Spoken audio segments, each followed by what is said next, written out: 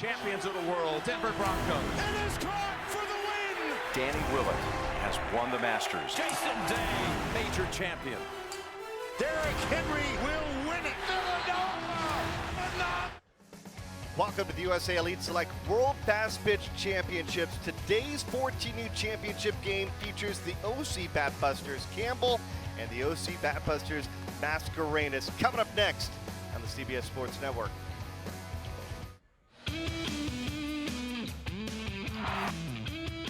CBS Sports welcomes you to the heart of America. Today, two teams from the same organization battling for the 14U championship of the USA Elite Select World Fastpitch Championship.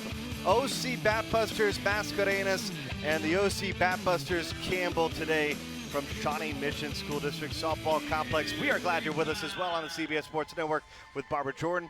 I'm Bernie Gunther. Barb, take a look at these two teams. They're both from the same organization, battling for today's championship, but it was a long road. Some of the best fast pitch teams in the country are right here. Elite competition this week. Those 14 and unders, they started with 54 teams. These are the final two battling today for the World Championship. Well, let's meet the starting lineup for today's competition for the OC Batbusters Mascarenas, presented by Easton. Hannah Delgado will lead things off. It's followed by Dowley. She'll be in right field. Jennings is the shortstop today. Smith will be not only the pitcher, but the cleanup hitter. Casares in center field. Marin bats, and she'll be at first base. DeVoe in left field. Savalos as the catcher. And Borkowski rounds out the lineup today for the Mascarenas as they play in this championship game against this Campbell squad. And it's going to be Farah Stefani who's going to start in the circle. She's had a very good competition so far, and obviously these two teams really know one another pretty well. Stefani, she's really a power pitcher. What I like about her is she challenges these batters. She says, hit my best pitch. So Hannah Delgado, the second baseman, will lead things off against Farah Stefani. Really good defense behind her. We saw this Campbell team on Tuesday night play in one of our featured games at Community America Ballpark. So it's the second time this week that the OC Batbusters Campbell got a chance to play on television. It's a big opportunity for these young women. First time on television today for the Batbusters Mascarenas, and the second time this week for the Batbusters Campbell. Big cut there by Delgado, and she couldn't catch up to Stefani's pitch. As far as the organization, the Campbell, I guess if you would say the premier team for the 14U division for the OC Batbusters, but there's so much talent out in California. That's why you see two teams from the same Anaheim area able to get through the 54 teams to make it to this championship game. Well, there's 59 team Batbusters throughout the West Coast and the Northwest, and all of them are top in competition, and these young gals grow up. When they hear where should I play for travel ball, Batbusters is always a name that catches everybody's eye. Delgado is down on strength. Let's check out the Dudley defense today for the OC Batbusters Campbell. It's Katsanopoulos out in left field, Alchin in center field, Miomo out in right, and Seda Puni over at third. Maya Brady, a niece of Tom Brady, the Patriots starting quarterback at shortstop. Saki at second base, Agbayani over at first, and Valpero behind home plate as Isabella Dolly comes to the plate now as the second batter. One thing she'd like to model softball gear. It's amazing how the world of fast pitch has evolved. That one's going to be tap foul. It's a whole world of opportunity that awaits in fast pitch after these players make it through high school and college softball as well. I think what you have to credit is the growth of softball. How many games now are televised? We see it now through National Pro Fast Pitch, the Women's College World Series. And here this week, 4 of these championships are being televised this weekend. We saw 2 of those yesterday in the 12U and 18U, and then 2 here today in the 14s and the 16s. Plus earlier, Monday and Tuesday night, featured 2 more games from USA Elite Select and this World Championship tournament.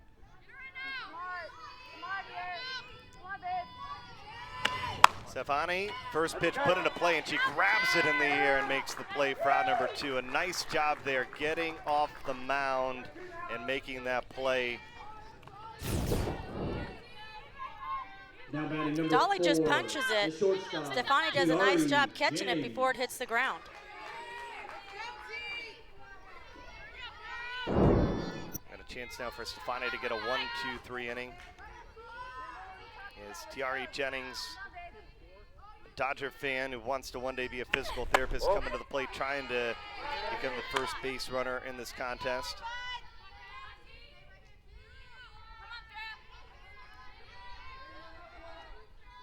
She and Hannah Delgado at the beginning of the game, they have to play catch before the contest begins. It's one of the superstitions, and found out these teams here very superstitious at 14U.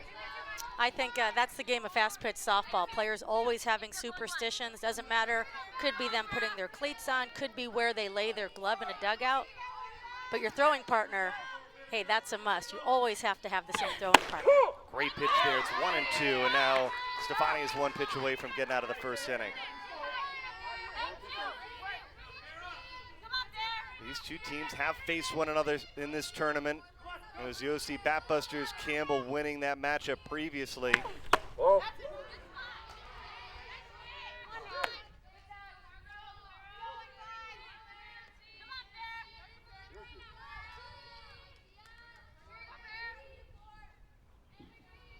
Stefani looking for her second strikeout of the contest. Nice eye there.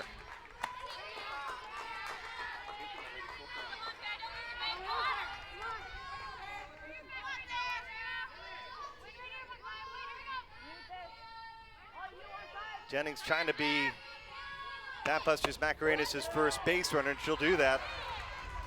She was behind 1-2 and had a great eye and was able to draw the walk. Good discipline by Jennings. Stefani really worked corner to corner, but each time those balls missing too far inside, too far and outside. So Jennings trusting that she knew the zone. Here is Morgan Smith, the starting pitcher and cleanup hitter for the Batbusters. And she grounds the first pitch she sees to Pooney over at third base across the diamond to Agbayani, and they get out of the first. Batbusters Campbell coming to the plate when we come back to KC.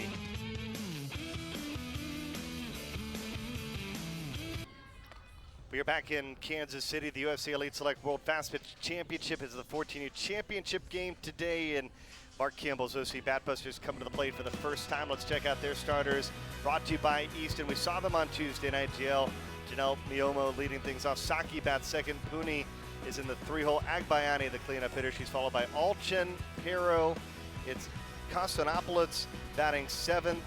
Palacios 8th, and Maya Brady rounds out the lineup today as they go up against Morgan Smith, who we're just about to tell the story because she was the final out of the last inning, but she comes really great genes. Both her father and her grandfather played in the NFL for the Oakland Raiders. Well, Morgan Smith, she's athletic, strong. She throws in the low 60s. She works her zone laterally with a curve and a drop. Pretty good spot on that first pitch just off the plate. The Janelle Miono. She plays right field. Her favorite player, Caitlin Lowe, probably one of the best defensive outfielders in the history of this game to learn from.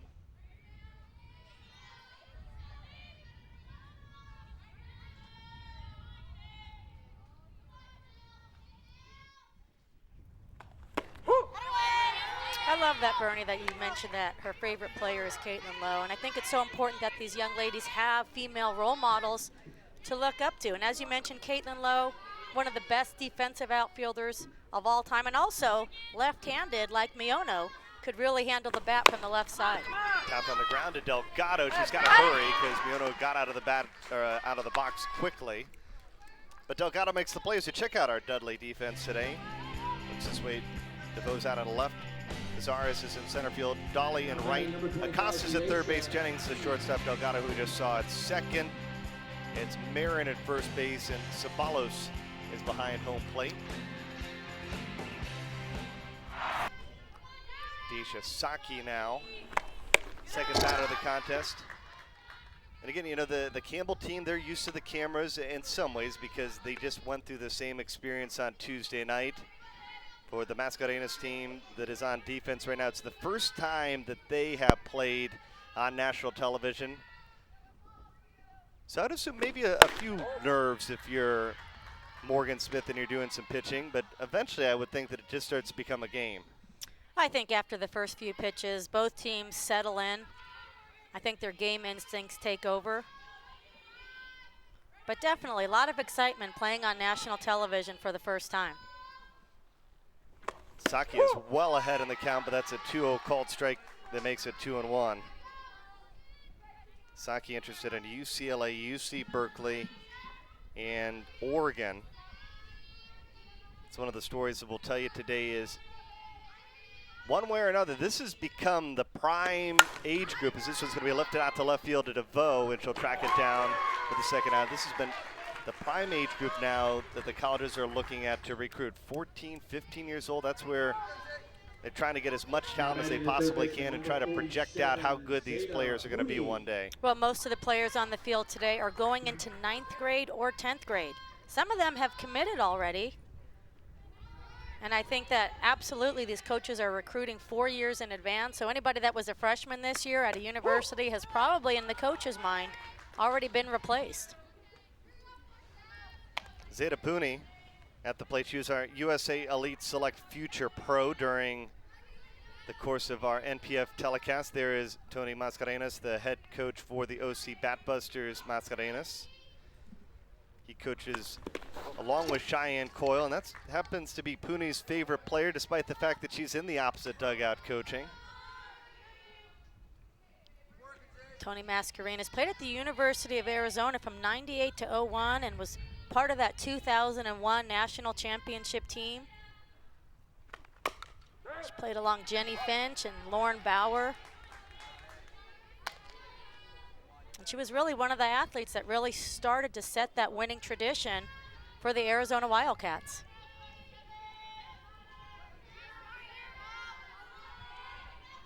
Morgan Smith ahead 1-2, chopped on the ground. She deflected it. Can Delgado recover? She can, but the throw is offline.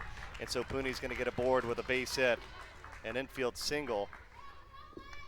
And I think that actually probably ended up helping out the defense because Morgan Smith eventually deflected this one right to the second baseman.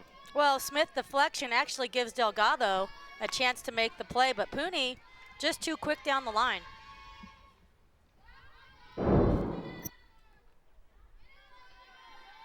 Here is Aaliyah Agbayani out of Honolulu, a UC Berkeley commit. Her favorite player, Kaylani Ricketts. Her father, Benny Agbayani, known as the Hawaiian Hammer, a former Major League Baseball player, is here watching her today, has made the trip from Honolulu over to Kansas City to watch.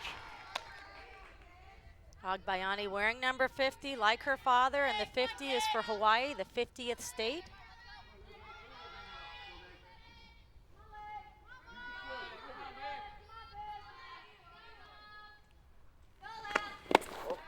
She's committed her entire summer to living in California and training with this Batbusters squad. And at the end of the day, that probably does help a lot, because if you start your transport in Honolulu and you need that 5-hour trip just back to the mainland, makes the trip to Kansas City pretty long.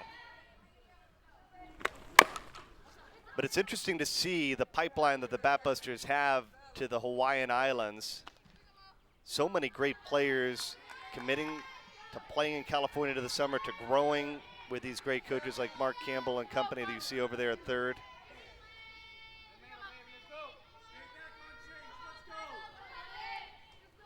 The 2-2 Dagbayani grounded to Jennings at short, and she makes an easy play to retire the side. The Batbusters Campbell is trying to runner. We got an inning in the books, and we are scoreless here in Kansas City.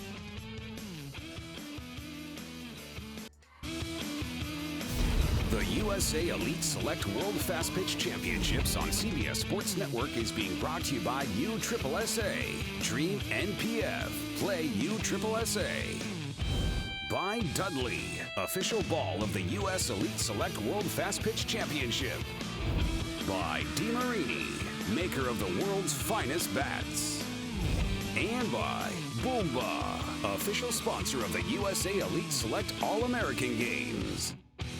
Well, it was the world's largest youth tailgate on Wednesday night, all in front of the NPF on CBS. And you got 178 teams that have made their way to Kansas City. 4 age groups, all games in the championship on the CBS Sports Network. And what a festive night it was. There's over 6,000 fans and many youth and their parents making their way to Community America Ballpark. They got a chance to watch the USSSA Pride and the Dallas Charge that night. And it's been a tournament that's been a little bit different. Obviously, it's about the competition. They came here to play fast pitch, but they've really put a lot of different components into this because, you know, USA Elite Select, they're all about competition, education, and community. Of course, at Wednesday night, the Youth Sports World largest tailgate party, that was a part of the community effort. And a great way to introduce some of these players that probably never saw an NPF game live. They got them in the audience, Barb. Well, that's one thing I really think is special about this tournament is it's blending the communities between youth and the professional level. I think it was eye-opening for the players in this tournament to see National Pro Fast Pitch on TV. And there's been some other events along with this tournament that I think have really benefited these athletes. It's much more than just the competition. Emily Casares, class of 2020, a Dodger fan, playing center field today. One day she wants to be an orthopedic surgeon. It's impressive the aspirations that some of these young kids have.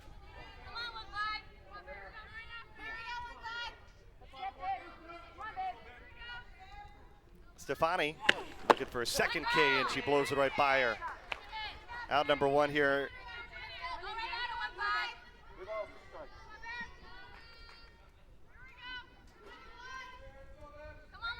Check that, 3-2.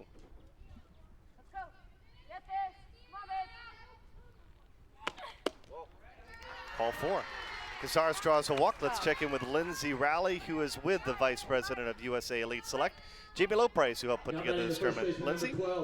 Thanks, Bernie. Jamie, this tournament has been so phenomenal. Take me through a little bit the development of this tournament and what all went into it. This tournament has been amazing. I can't believe we're on the last day, but if you look back to where we were a year ago and the conversations that we were having, the countless meetings that we were having, just the ideas, the vision, and to now see it come to reality, it's a pretty special feeling. But it really was a lot of vision. It was a lot of observing what's going on in the game at the time. It was a lot of people just getting together that are very passionate about the sport and very passionate about giving these student athletes an opportunity at the elite level. And that's what it's been about, and here we are today. And you mentioned it, there's some of the best softball players in the world here. So what's it like for you as a former player to see all this talent here in one place? It's amazing. I'm finally getting to be a fan a little bit just because I've been so busy doing everything. But I mean, these kids out here, these are 14U. And you saw our 12U game yesterday on national television. That was a 2-1 game. The game knowledge of these athletes is incredible. The athleticism of these kids. I mean, you're watching the best 14U players in the country right now on this field. A lot of these kids in 4 or 5 years, they're going to be in Oklahoma City playing the Women's College World Series. They're going to be our next Olympians. They're going to be our NPF players. I mean, this is the way they play the game. It's so much fun to watch. And this week has been phenomenal for not only the players, but the coaches, the fans, everybody. So recap this week a little bit and what you've seen from your point of view. It's been a long week. I try to think of everything, and I'm finally getting to reflect on what it is. And I had a coach tell me, you know, what I really like about this is that it's about the athlete, and you can tell with this whole tournament that it's about the athletes, and that's what excites me, is that you can tell that we're doing everything. They're competing on the field, but off the field, because they're going to be our next superstars, because they're going to be our next CEOs, you know, they're going to be our leaders in this world. We should need to give them everything, and whatever we can do, provide them with examples of learning from former athletes, you know, show them the NPF game and what opportunities now exist for them. All of it's just so special, and I feel like we've done that in this week, and we've just really given a glimpse this week of what this whole program with USA Elite Select can be about. All right, so we talked earlier, and so I want to get your point of view, former player. Let's talk about the ceremonial first pitches and your evaluation. Yeah, you know, we've had 3, and it's really the 3 guys that have been the visionaries for the past 4 years of this. And I try to be a little bit subtle and that I'm a better athlete than them because, you know, I played the game. And so we had an opportunity this week, these past 2 days, to see who could throw out a first pitch. And, you know, our executive vice president, Jeremy McDowell, he started off, he did not set the bar very high, he just held on a little bit too long. You know, Chris Florence came in, picked it up a little bit, looked good. I have to say, I was very impressed with Rob Beheimer today. I mean, the full windup. His daughter's a pitcher. He's probably caught a lot of pitching lessons, but I will say he was the most surprising right there. So but Rob's it's MVP. good. Rob's MVP so far. Thanks so much, Jamie. Appreciate it. Thank you. Guys? Here's Rob Beheimer today. Strike right down the middle, and everything's gotten better. And, you know, it's funny because Jeremy McDowell is executive vice president of USSSA for Fastpitch, and they were actually came back at the end of the day. They watched the game. They were joking about it. They really enjoyed it. And, you know, what I told him is just a rise ball that just kept rising, and it probably could have been a strike three, right? It just way out of the zone, somebody eye level. Yeah, I like that. All three of those men got to throw out a first pitch, all a big part of USA Elite Select. Chris Florence is actually the national tournament director. So it's nice to see them, hey, they work hard getting ready for this tournament and overseeing so many things for USA Elite, but they got to have a little fun. Throwing out that first pitch, we got to take a look at their skills as well. As Angelina DeVoe, after 2 walks, Cazares and Marin both aboard via the base on balls. Bunt laid down, and it's a beauty. The only throw is over to first, and Cazares moves to third, Marin to second base, and DeVoe puts 2 in scoring position with 1 out. We have to give a lot of credit to Jamie Loprice, who was the vice president of USA Elite Select, for putting together this tournament. You know, this really started August 2015, so for them to get the college coaches to participate, the players and current players and past players to speak to the athletes, and then over 170 teams, all in under a year's time, really she's done an amazing job. Michaela Sabalos at the plate. The catcher trying to drive home the first run of this championship game. Ground ball to third base. Pooney goes over the first. A nice job over at third to make the play for the second out. 178 teams taking part overall in this USA Elite Select World Fastpitch Championship. 26 different states represented. 16 U team coming from Mexico as well. They handed out the championship trophies yesterday after the 12U championship. And again, this is the inaugural USA Elite Select World Fastpitch Championship. And probably the biggest credit that Jamie Loprice touched on for a moment is, you know, you saw that 18U championship game that we had with the OC Batbusters Stith. If you take a look at the history of the players that were on that program, it almost is without a doubt that you're going to see somebody on that team as a part of the Women's College World Series, all championship team, potentially a player of the year there. These are really, really great players in this contest, including, of course, if they're on the field here at 14U playing in there, these guys are projected out to do the same thing. Brodsky swing and a miss. The first 2 got aboard via the walk, and now Stefani is a pitch away from getting out of a big jam here.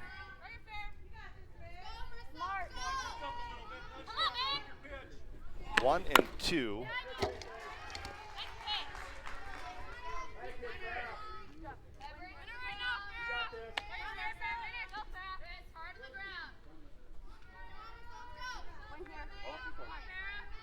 It's a big spot for this Mascarenas team to try to get a hit.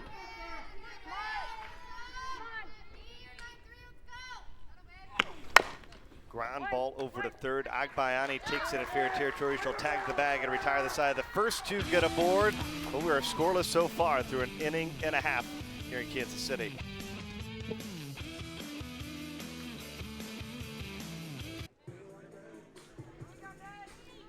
We're back 2 teams from the same organization battling each other here today in the 14U championship game. The OC Batbusters, coached by Mark Campbell. They are the home team today.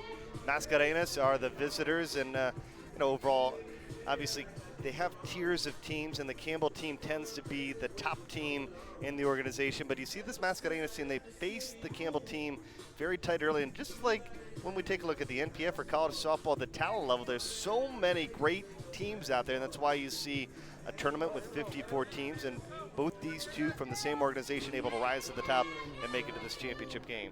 One thing you see, people might be watching saying, how can one be older? They're both 14U, but the Batbusters, coached by Campbell, are actually, most of the players on his team will be sophomores this next year in high school.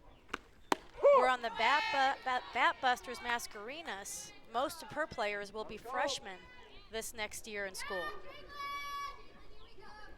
Well, these are obviously teams that I'm sure have friends across the board. They train together in Anaheim, California. They know each other well. And it's a little different because this is such a national tournament. We saw yesterday, you know, specifically in the Texas Glory Batbuster game, players that probably haven't faced off against particular pitchers, and they're seeing them for the first time, but it's exactly the opposite in this game. I would assume that the batters and the pitchers know each other pretty well. Well, there's a lot of familiarity. They played against each other earlier this week, with the Batbusters Campbell winning 5-4, but the Batbusters Mascarenas did an excellent job and made the adjustments that they needed to make, and I think that's the challenge for Coach Mascarenas' young Batbuster team, is believing that they can go up against all these players that'll be sophomores in high school this next season. Jaden Alchin out of Fountain Valley, California, committed to play for Washington for Heather Tarr and company, verbally. Bouncing ball to Jennings at short. Long throw across the diamond, and I think she beat it out no matter what, but Marin wasn't able to make the play at first. And Alchin showing her speed, leading off the second hit of the contest for Mark Campbell's squad. Alchin, nice job with the slap hit. Gets it into the 5-6 hole, and just her speed alone lets her beat it out. Number 49, Valpero. Scored a base hit. And Alchin just runs too fast for Jennings to have any sort of chance to make that play. This is Valpero, the catcher.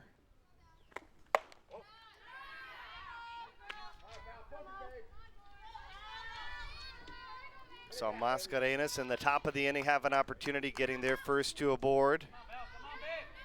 Now Mark Campbell's squad here in the home half of the second. They get their leadoff hitter aboard, and Perro's going to foul this one back and even the count of the ball on a strike.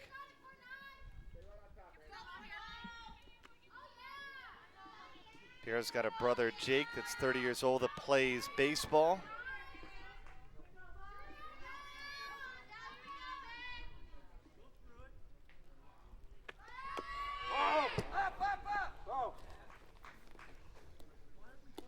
Runner going, and Alchin back to first after the ball is fouled. They're going to be aggressive on the base pass. So we've seen the catchers, even at the 12U, make some really great throws down to second.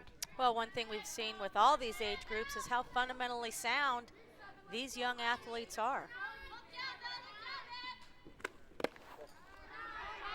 Good eye there, 2-2.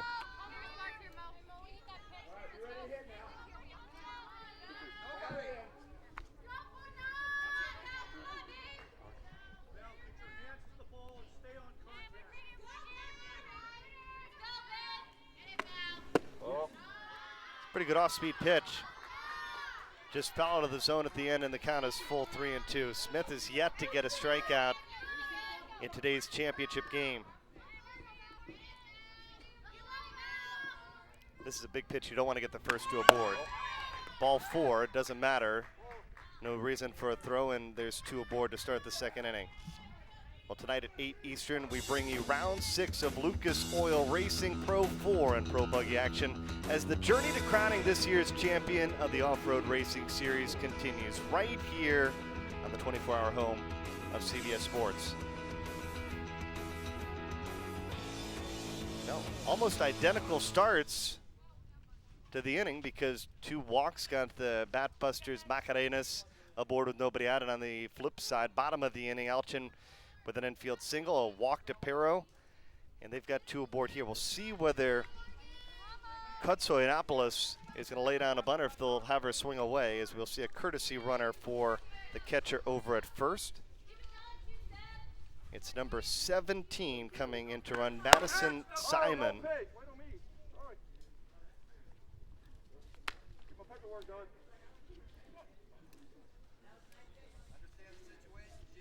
And a big spot here for Morgan Smith to try to buckle down against Mark Campbell's squad.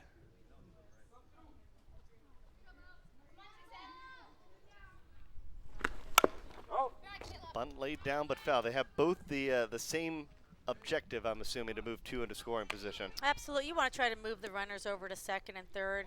Increase your odds of scoring not only 1 run, but 2.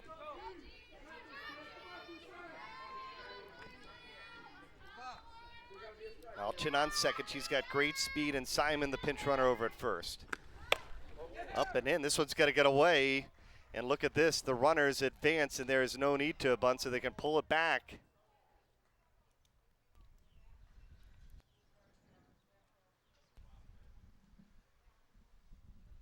And they're still trying to decide on the infield with our umpires that this was a foul ball or a wild pitch. Let's listen in and see if we can hear it hit the bat.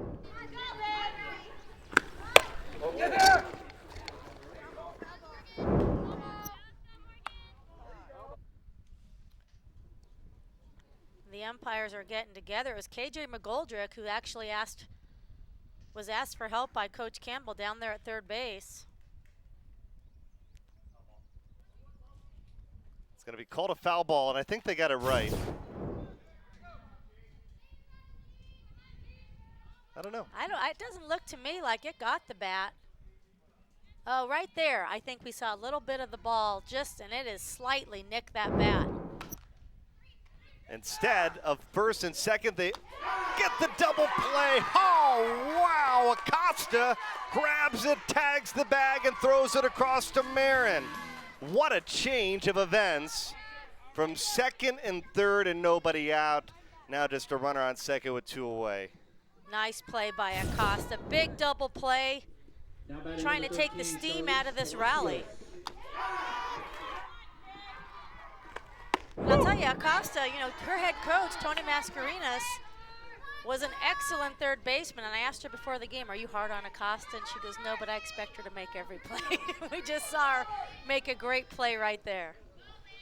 Charlize Palacios, that is huge. The umpires getting together, changing the call, making their force still be active over at third, and then Acosta with a heads-up play to tag the bag and fire it across in time to get Kotsoyanopoulos. 0-2 pitch. It's 1-2. It's changed the complexion completely of the second inning.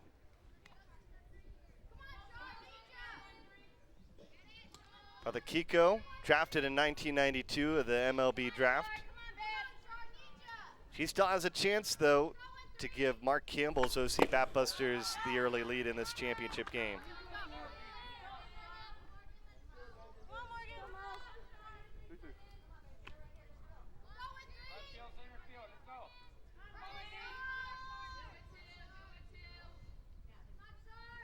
Two and 2. Fouled away, and she'll get another hack. I like the way Morgan Smith is really working the inside corners to these Batbuster hitters. Definitely a team known for their power, and she's doing a nice job hugging that corner with her pitches. Off-speed line to the second baseman, Delgado. A double play and a lineup ends the threat. We're scoreless. Head to the third.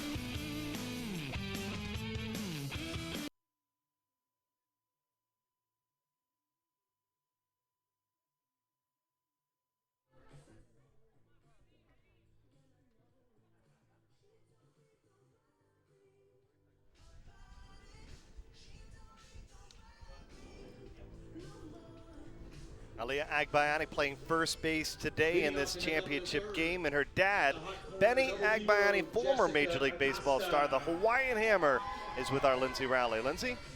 Thanks, Bernie. Benny, being a former MLB player, what's it been like to watch Aliyah grow up and become such a phenomenal softball player? It's been great. She's been working hard, and she has to keep on working hard because the team she plays with, they love to compete, and there's a lot of talent on this team. and this week has been great. Lots going on. What's it been like for you and your family? It's been great, just to see out her. Her birthday was on July 7th, so it was great to see her, because she's been missing a lot of her birthdays, playing softball. But, it's been a great time out here in Kansas, and, we love it. Number 44. So when you were playing, your nickname was the Hawaiian Hammer. I got to ask, do you think she's going to adopt that nickname? No, I'm the original. I'm the original. She got to earn it. Yeah, you can't mess with the original, right? No, you can't mess with the original. Thank you so much. All right, you're welcome. Thank you. Guys.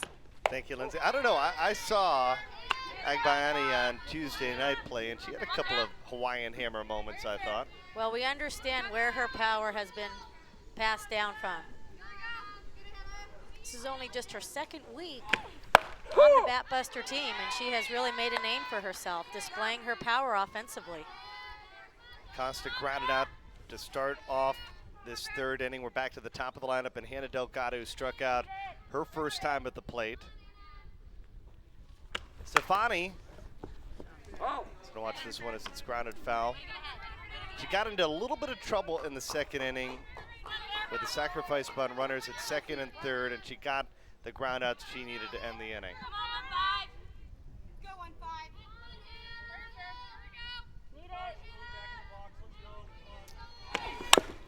And there we see Agbayani's dad basically huddling behind. I think he's partially trying to stay in the shade, but not very visible for his daughter, who's playing first base right now. But she must know he's right there.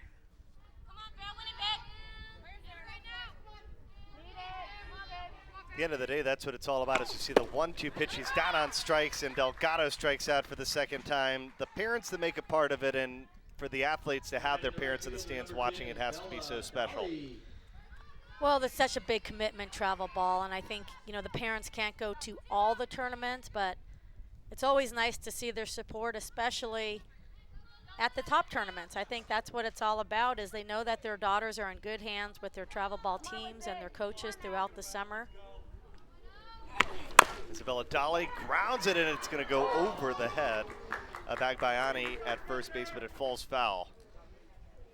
Got a little bit of a California hop here with the turf, right? Yeah, and I think the turf is interesting. A lot of these players probably not playing on this AstroTurf, but if you take a look, the infield and the grass is all a turf surface.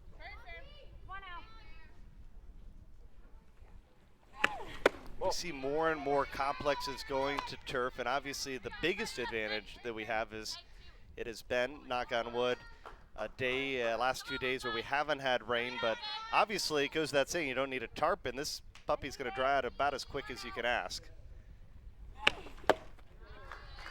It's all about making sure you can continue to play the game, and this is about as good of a facility, I'm sure, as these players will play in all year long. Oh, this is, I think, one of the top facilities in all of Kansas City. So it's really been a great atmosphere. There's more ballparks that are attached to this main field right here. And also comes in a great location. They're not short on restaurants or things to do. 2 balls and 2 strikes. Stefani looking for a 1-2-3 inning for the first time in today's championship. Not going to get her to bite. It's 3-2. Yeah, this tournament, with having almost 200 teams, it took 5 different complexes just for the athletes to have their teams whittled down to the final 2 for each age group. 3-2 pitch for Stefani, grounded to Saki at second base. She's got to hurry, and Dolly is going to beat it out. Good hustle out of the box, and that one just held up too long for Saki, I think, to really have a chance to make the play at second base. Dolly does a really nice job on this inside pitch. She's able to get that ball to bounce close to home plate, which gives her the high hop. And that first bounce is really what enables her to beat it out down the line. It just took too long for Saki to get there, and an infield single for Tony Mascarenas' OC Batbuster team. That's their first hit of this championship game, and now Jennings has a chance to continue things here in the thirds. Ball goes out of play, and Dolly now is in scoring position over at second base.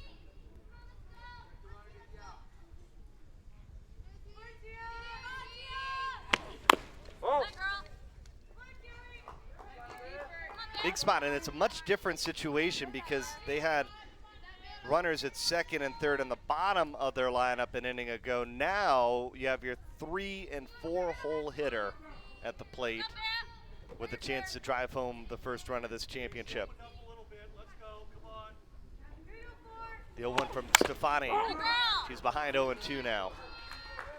And this is the biggest thing about championship games is performing when runners are in scoring position, especially with 2 outs. This is the most clutch hit that a hitter can get. A lot of people have the high averages, batting .400, but then you look at their batting average when runners are in scoring position, and sometimes it's considerably lower. Jennings trying to come through with a big hit here in the 3rd inning. Called strike 3. Stefani gets her 3rd K and gets out of a jam here in the 3rd. Brilliant day for softball here in Kansas City. We're still scoreless in the 14U championship.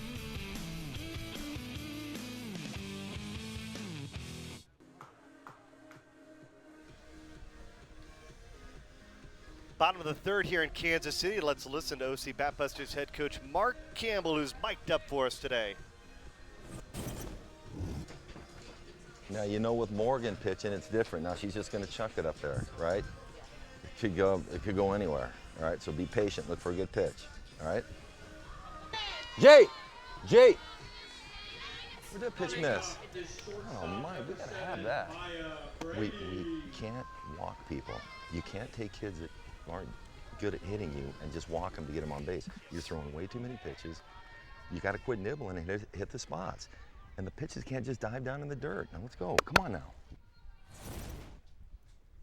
Great coaching from Mark Campbell, and that's why you travel from Hawaii over to California, just to get a chance to have your daughter coached by a coach like Mark Campbell, obviously trying to train the fundamentals and obviously try to build up these young ladies. Maya Brady leading things off the shortstop.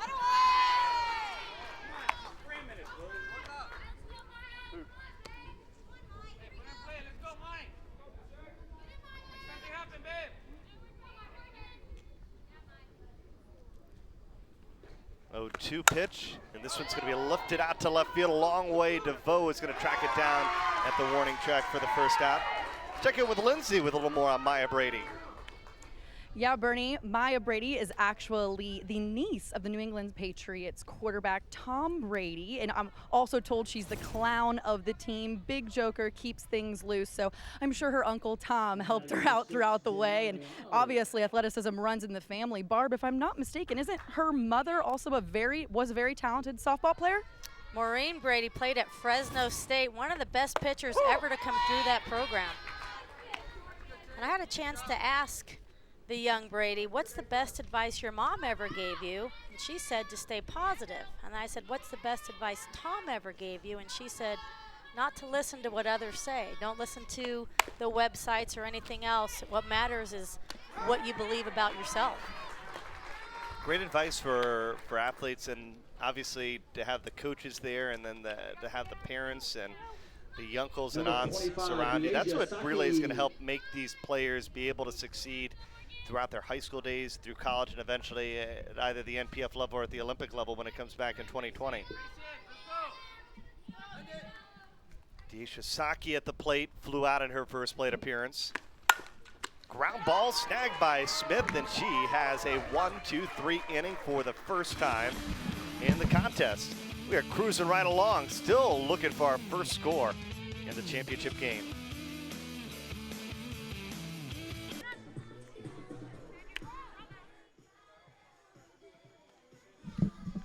Got it. Top of the 4th, 14U championship game, still looking for our first score. The home team today is Mark Campbell's OC Batbusters, and Lindsay Rally is down with their head coach. Thanks, Bernie. Coach, a little bit of a pitcher's duel going on right now. What are you thinking of Farrah Stefani in the circle? She's doing really well. She's keeping the ball down. She's getting out. A couple times she's fallen behind batters, but overall she's doing really, really well.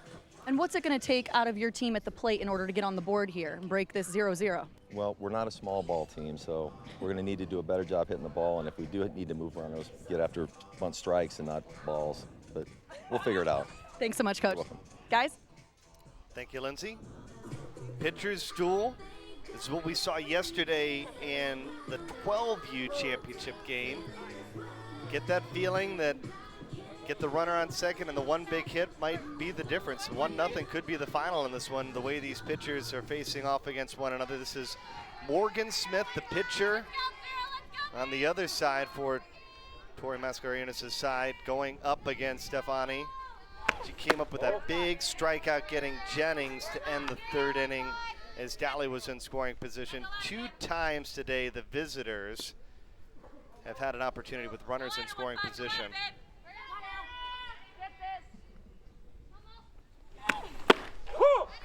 Holds back, but takes a called strike. It's 1-1. What do you think about the stance from Morgan Smith? Her front leg almost out of the box as she begins the at-bat.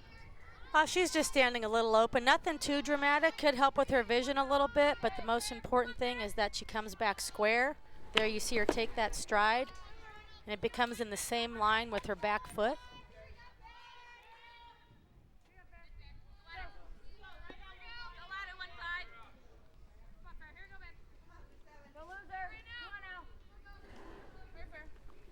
Two and one. Waits on it. It's 3 balls and 1 strike, and this is the spot where you don't want to get the leadoff hitter aboard. But again, we saw the same thing happen in the second. They got Casares and Marin aboard in that inning, and they were able to get away without a run scored.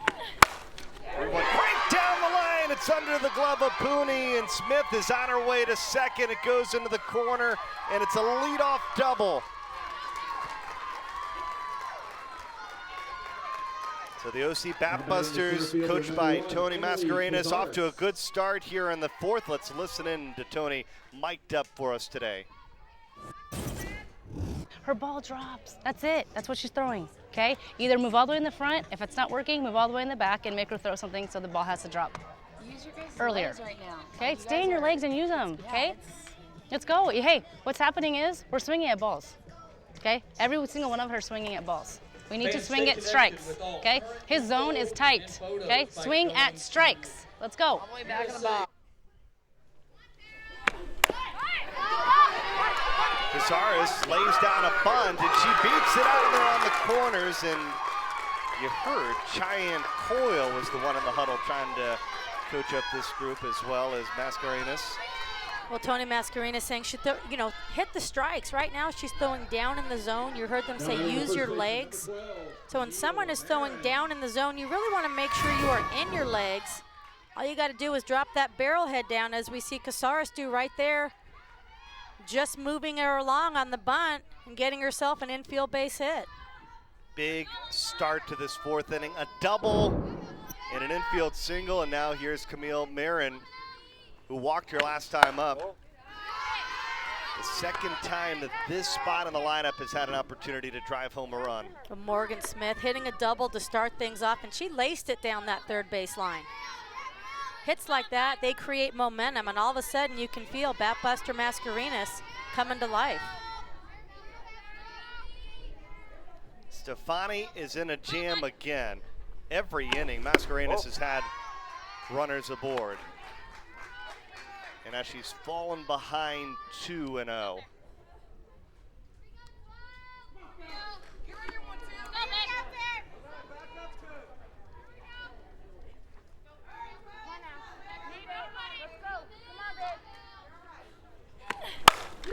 Base hit. Smith is going to score.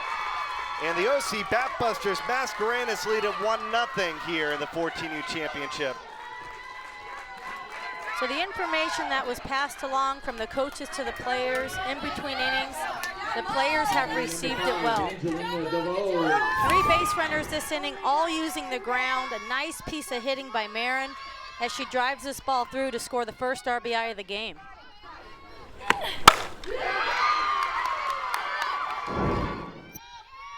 Three straight hits to start the 4th inning, and they're not done. Angelina DeVos at the plate. Last time she was up, she laid down a sacrifice. We'll see if she swings away in this spot.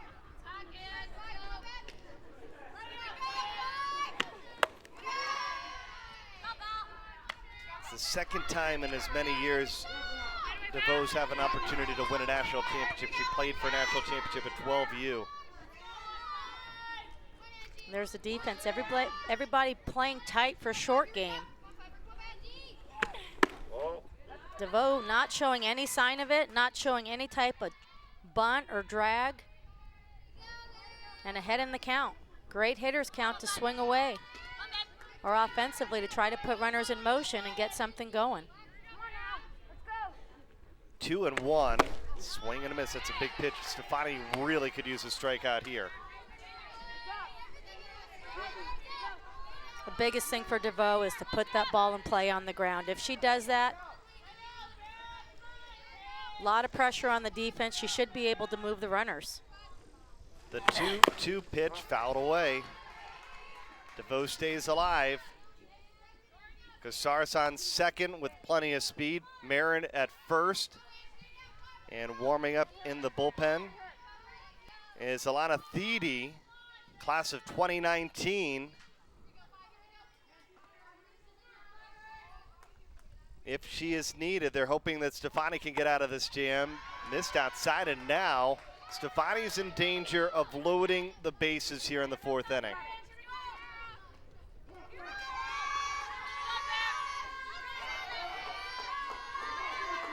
This is a big pitch. Nobody out here in the top of the fourth. And DeVos fights it off. Stefani really staying more towards the outside part of the plate, and that's good strategy. So if DeVos does put it into play, the Batbusters could try to get that easy force on the left side of the field. Payoff pitch once again. It's ball 4, and they are loaded up with nobody out here in the fourth inning. 3 straight hits and a base on balls. And we are going to have a new pitcher here in this 14U championship game. Is Alana Thede is going to come in, the University of Oklahoma commit. And she comes in a tricky spot with the bases loaded and nobody out in this championship game.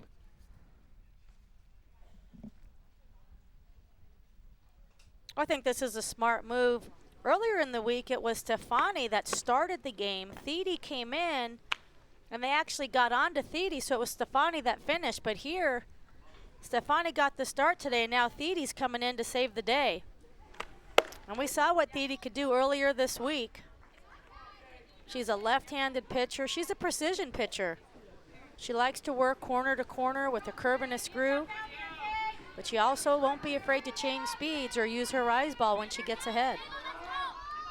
Her favorite player, Kaylani Ricketts, and she'd love to channel some inner Kaylani Ricketts here and get a big K. At the bottom of the lineup, it's Michaela Ceballos, who grounded out in her first plate appearance. There's nobody out, a run already in, and the bases are loaded up. It's a pretty good first pitch. Just missed a little bit inside. Second opportunity for Ceballos to drive home a run in this game. 1-1.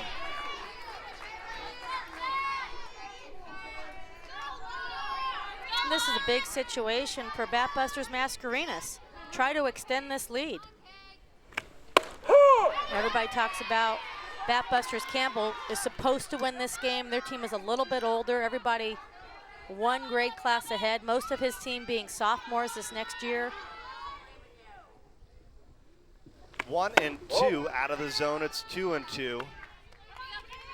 So if Batbusters Mascarenas could possibly push across 1 or 2 more here, that could put a little pressure on Batbusters Campbell.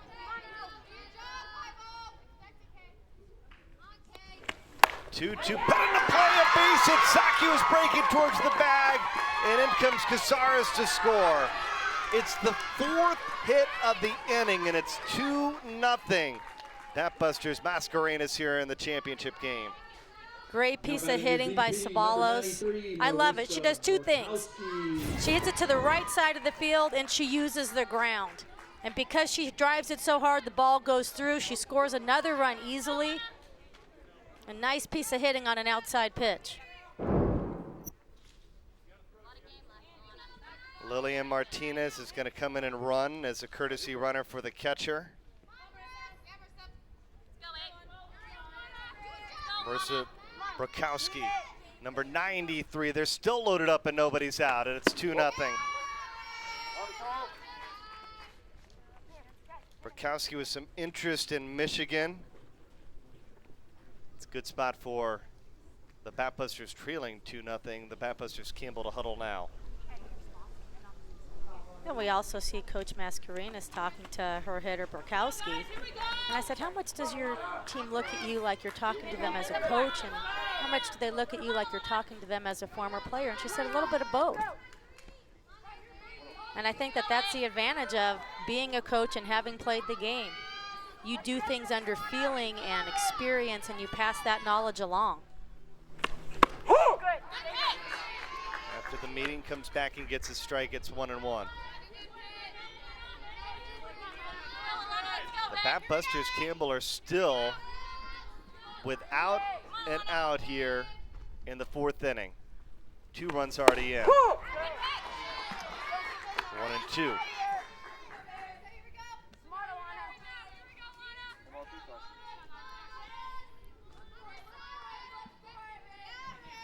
Alana Thede trying to get out of a big jam here in the 4th.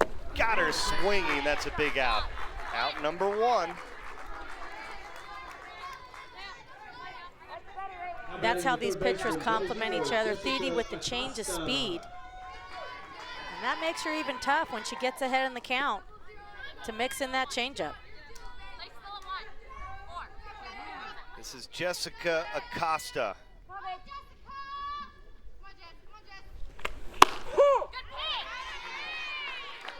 She grounded out in her first plate appearance. Another opportunity for Mascarenas to add to this 2-0 advantage.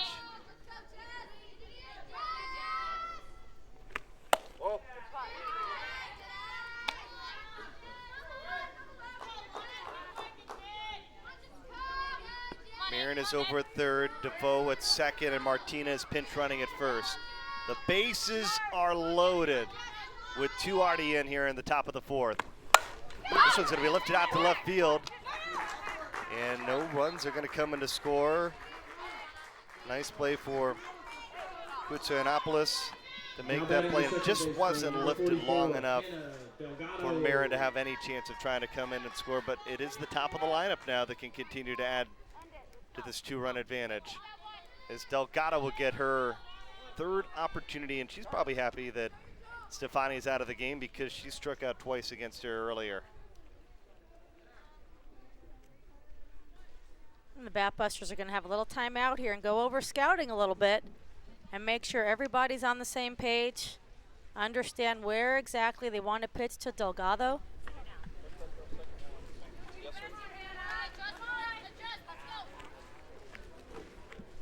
Lexi Berg also warming up in the bullpen. She looks like she is ready to go now, grabbing another glove if needed.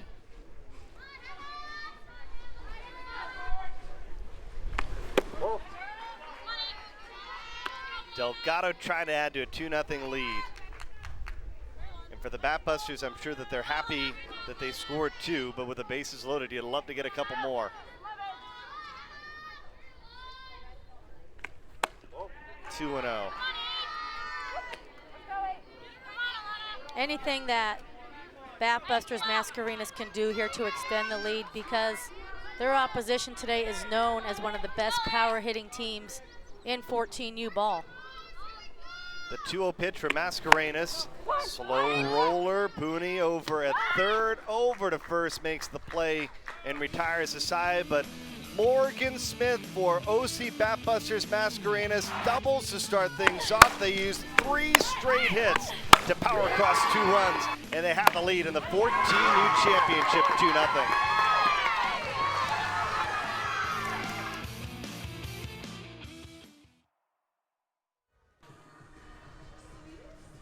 Welcome back. The OC Batbusters Mascarenas leading 2-0, and Lindsay Rowley is down with their head coach on the field, leading 2-0 in this championship.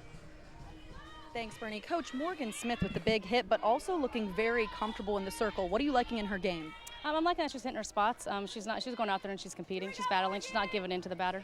So before today's game, you said you wanted to see quality at bats from your team. You get on the board there, but overall, are you seeing what you want to see? In the later innings, I think we're getting better. In the earlier innings, we were swinging at her pitch, and I just keep telling the girls to be aggressive at the same time, swing at strikes. Thanks so much, Coach. Thank you. Guys? Thank you, Lindsay. Battle of two organizations here. They both made their way through a 54-team tournament, so it was a long road for both these OC Batbuster teams to get to face off one another. You travel to Anaheim, from Anaheim to Kansas City. They battle against 50 teams, and probably could have played this on a Tuesday afternoon at practice, but here they are battling, though, for this inaugural World Fastpitch Championship. Yeah, both these teams practicing at a Pacifica High School, actually where Tony Mascarenas went to high school. Batting the third baseman, number 47. I said, what'd you do? Just walk in and ask for the keys to the kingdom? So Mascarena having a stellar career playing out of the University of Arizona. Part of the 2001 National Championship team. Zitapuni at the plate. Now Morgan Smith a little bit different here because she's pitching for the first time with a lead, so we'll see if that changes her mentality. We see her already ahead. She's coming off her first 1-2-3 inning of the contest.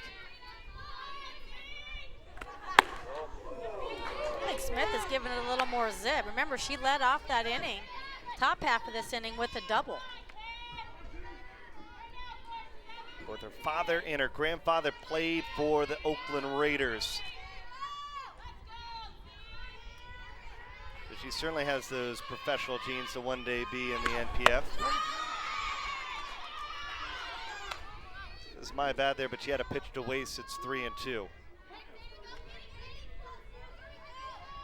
The heart of Mark Campbell's lineup, 3, 4, and 5. Called strike 3 on the outside corner, and Smith gets out number 1 here in the 4th. That's her first strikeout of this championship game. Smith coming with a big pitch, full count. She changes speeds, and she likes it. She's got a little fist pump in there, and she's got the momentum. Now it's Alea Agbayani with her father, Benny, watching in the stands. She grounded out to the shortstop in her first plate appearance. We talked about most of the players on Batbuster Campbell are going into the 10th grade, but Agbayani here only going into 9th grade this next school year. She's got shoulders. She looks like she's going to go into her junior year. That's what we see in youth fastpitch and travel ball is a lot of players that like to play up, and that sometimes if you are overly talented when you're young, that's one of the best ways for you to prepare yourself for the next level. Anytime you have an opportunity as an athlete to play up in higher competition, you're only going to better yourself. The more you challenge yourself, that's what it's all about. And as an athlete, if you truly love the game, competing against the best is everything. That's what makes you rise to the challenge.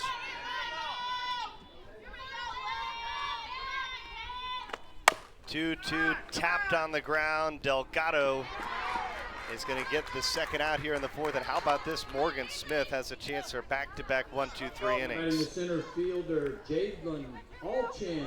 He's retired 7 straight from Mark Campbell's squad. And with Alchin coming to the plate, she is one of 2 hitters for the Batbusters Campbell that have gotten a hit in this championship game.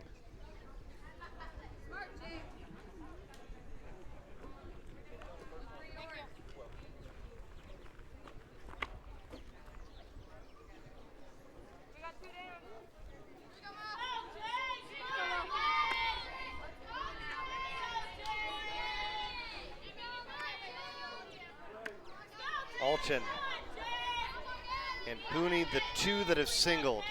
And Campbell trying for An opportunity to get a base runner here. There's plenty of time left. We are in the bottom of the fourth of a 7-inning championship game. But this is a Campbell team that came into this championship expected to win, as they're the more veteran of the two OC Batbuster squads.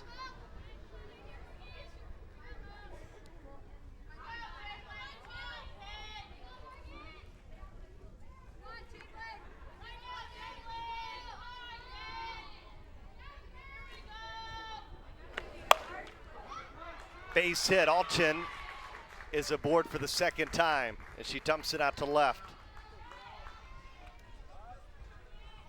Another impressive day for Mark Campbell's center fielder. Alchin does a nice job. This pitch really left up in the zone. Alchin just drives it to left field. Good piece of hitting.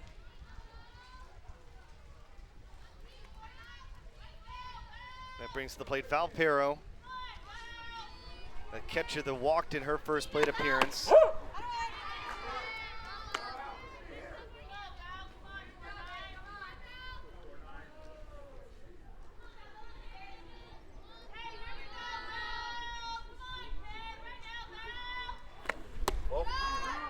She's been playing with the number 49 since her very first year of playing softball.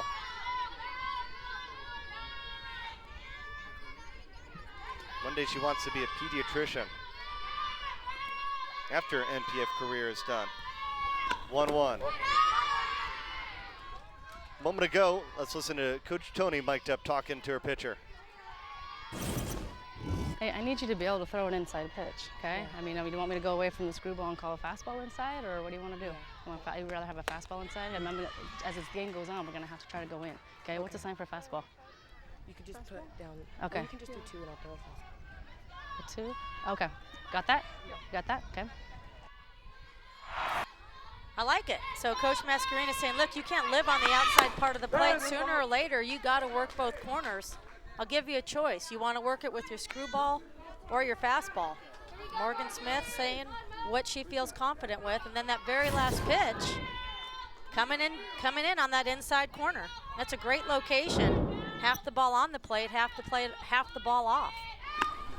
Payoff pitch out of the zone, and Pero walks for the second time. And look at this, another opportunity for Mark Campbell's squad with a runner in scoring position. That's what you like about these coaches, going out, talking to the pitchers, finding out what's comfortable, because maybe at some levels you get a coach that says, hey, we need a screwball inside, but she asks, what are you more comfortable with? Yeah, and I think that Coach Mascarenas used to be a third baseman. I think as former players that don't play catcher, I think we think that's okay. We want the pitcher to feel comfortable and ask them what they want to throw. But some of the best catchers and players that are now coaches that used to catch, like Megan Willis, who's with USSSA Pride, she always says, I like to go out to the mound and say to the pitcher, this is what I want you to throw, and it really helps them zone in and focus in that much more. But I thought Morgan Smith gave a good answer. She said she picked one. She didn't hesitate. She didn't say, what do you think? She said, I want to do it with the fastball. He's facing Kotsorianopolis in a spot where the Campbell team trying to get at least one of the two back here in the fourth inning. Smith was cruising right along. She retired 6 straight. And now she's going to get a strikeout here, second of the inning to retire the side. Mark Campbell's squad leaves a runner in scoring position again. With 4 innings complete, Morgan Smith and the Mascarenas squad leading 2-0 in this championship game.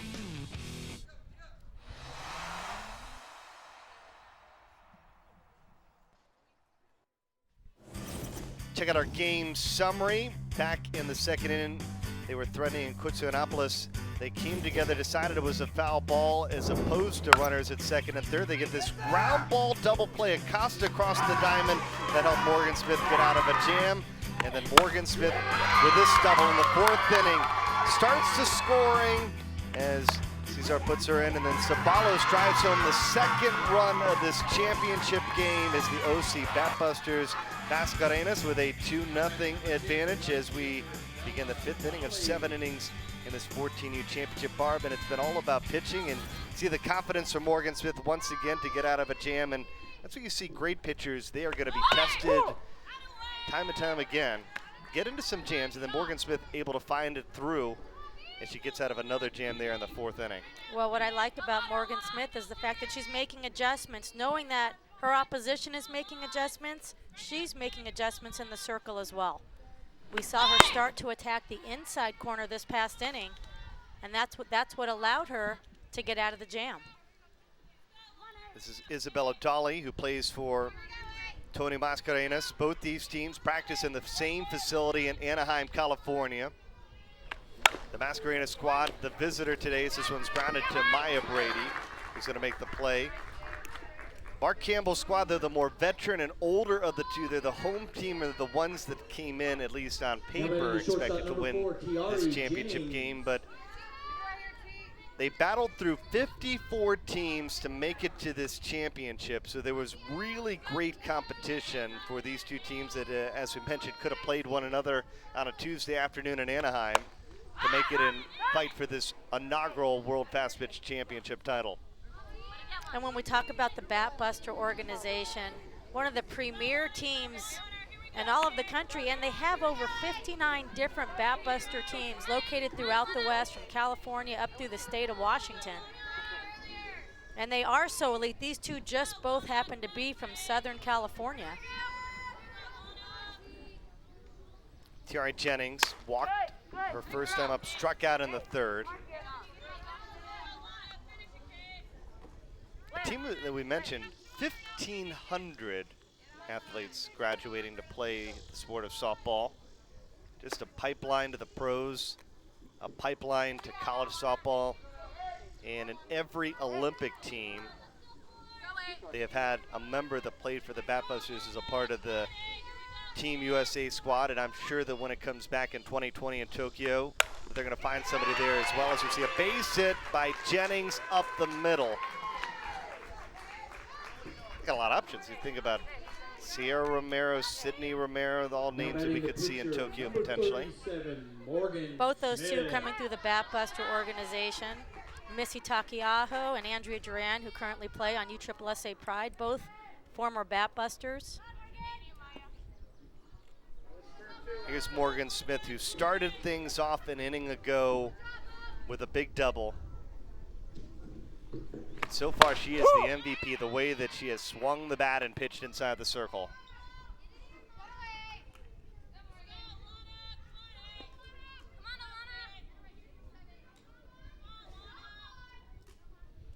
Alana Thede in a relief. Pitch is fouled away, and Thede's ahead 0-2.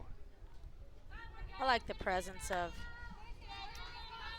Morgan Smith. She's calm, she's cool.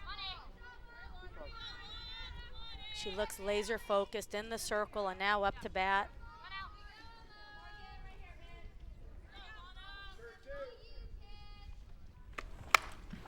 She fights off Thede's 0-2 pitch. What I like about Morgan Smith batting is when she's in her batting stance, you could see her hands slightly rocking back and forth, and those are biorhythms.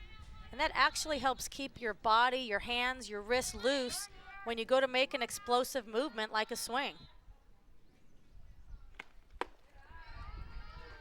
Barely able to pull that one down. It was headed to the backstop. It's 1-2. Take a look at Smith's hands as she's batting. Just a little bit of movement keeps the body relaxed. And she readies for the 1-2. Carroll with a stop. It's 2-2. Thede tried to get her high, then tried to get her low. We'll see what she offers up with the 2-2 pitch.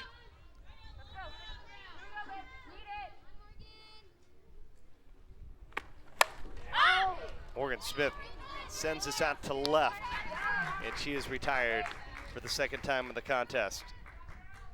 Out number 2 here in the top of the 5th inning. Thede changed speeds on that pitch. Smith just missing it.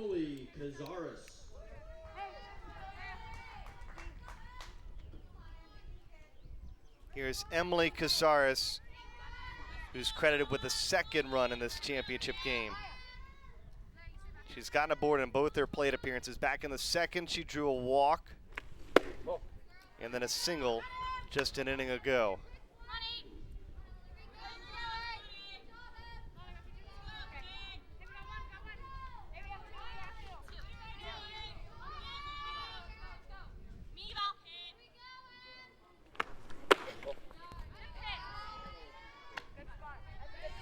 Batbusters, they get a chance for a sweep today. They won both the 12U and 18U yesterday. And some pretty good battles, particularly the first game that we saw. This is going to be lifted out to right field. Miono, no chance. And look at Jennings run. They're waving her home. Casares on her way to third, and she's made it a 3-0 lead.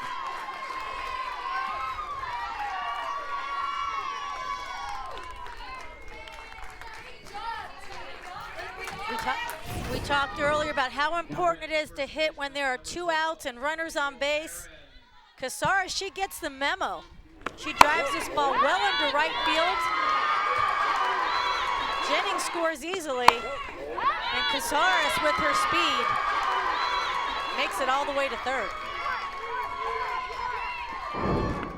A 2-for-2 day for Emily Casares, and she has a chance to score for the second time as well. She drives home Tyree Jennings. Camille Mirren, she had an RBI her last time up.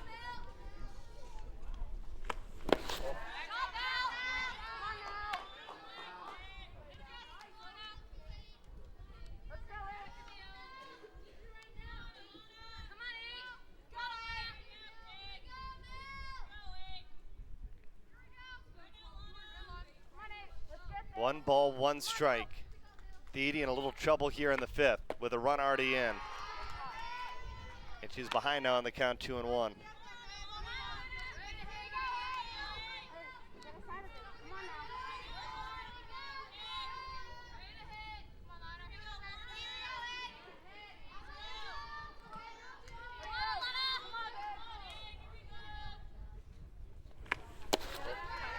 Nice stop by Pero, but it's 3 balls and 1 strike.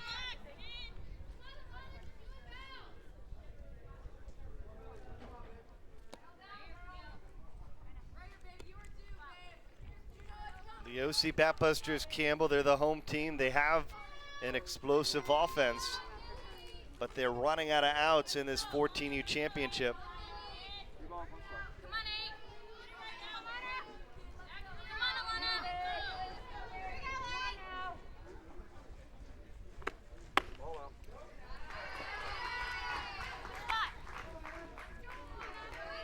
Ball 4, and they're on the corners.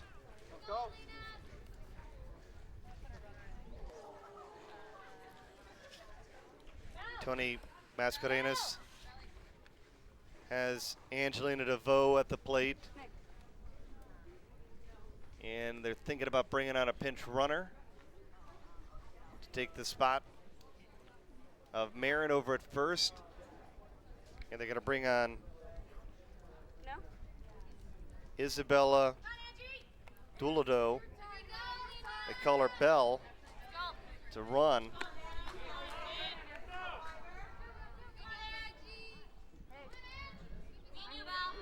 Already a run scored here in the top of the fifth. And Casares over at third with a big spark. And they're just going to let Bell take second base. Now 2 are in scoring position here in the 5th inning.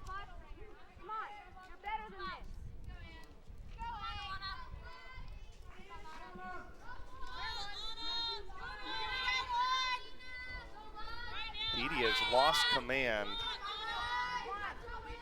the last handful of pitches. Can she find is the question. She found at least on that pitch. It's 1-1.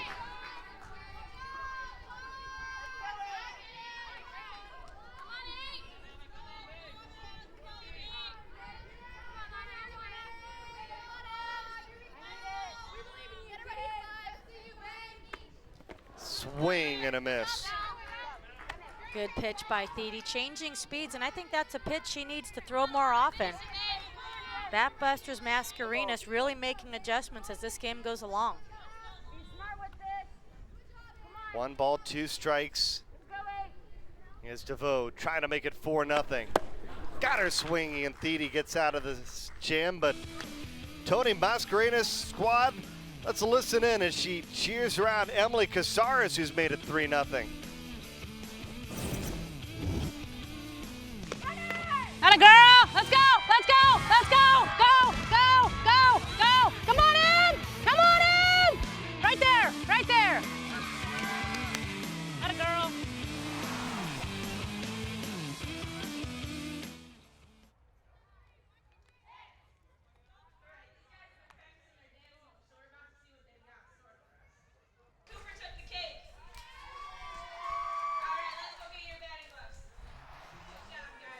Welcome back to the inaugural USA Elite Select World Fastpitch Championships.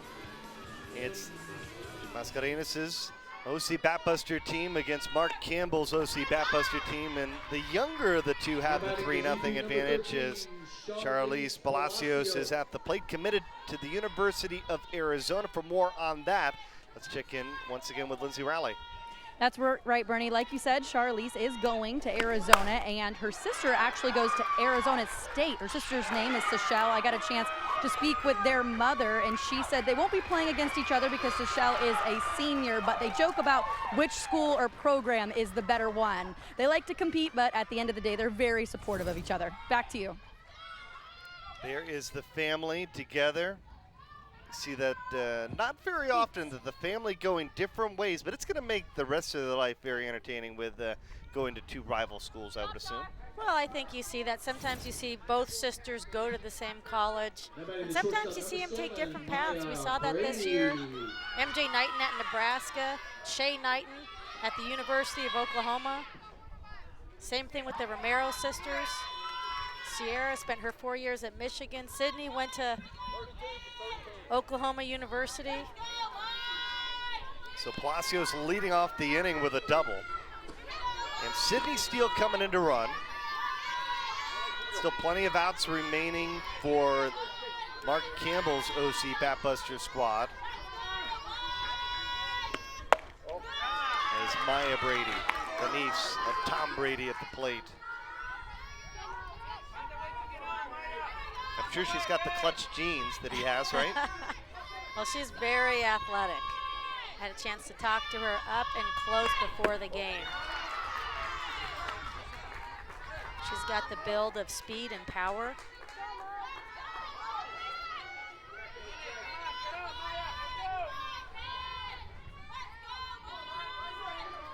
She is well ahead in the count, 2-0. Called strike 2-1.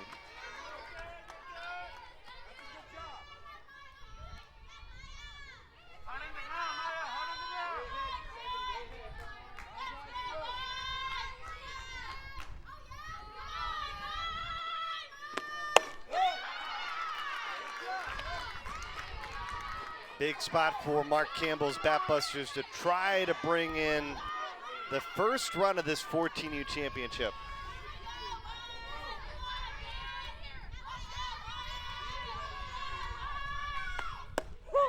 Called strike 2, and the count is full.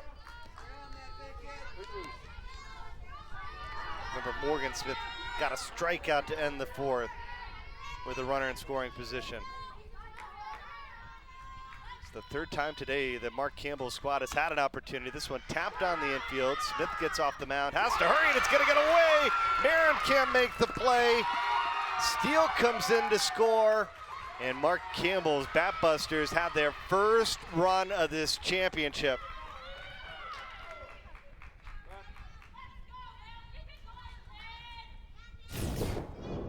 Brady doesn't get all of it, but with her speed, she puts a little pressure on Morgan Smith, who makes a sharp throw over to first base. Marin not able to handle it. And then Steele, once she sees the missed throw, she just scoots on in.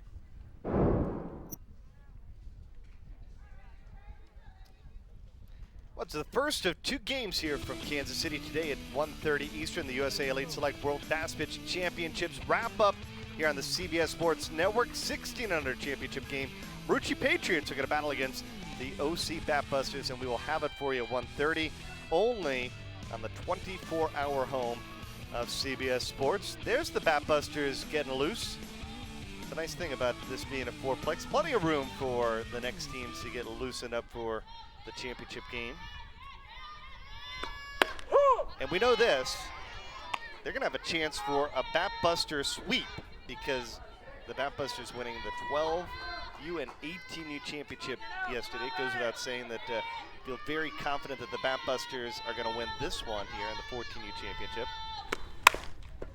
So it's up for the Marucci Patriots as we're going to see a double play. Oh, wow. Heads up by Hannah Delgado, grabs it, tags it, tosses to first, and they're 2 away here in the 5th inning. Well, how do you take the momentum away? Well, with good defense, of course. Delgado with the tag and then the throw over to first base.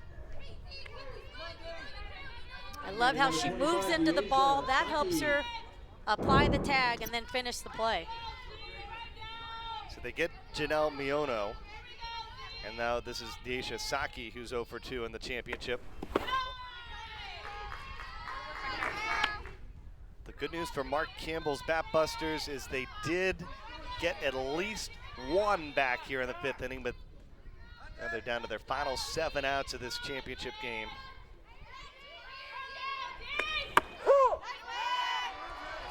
Coach Mascarenas talked before the game, and she said our defense has kept us in games, and we're going to need that good defense today. Delgado really coming through there with that double play.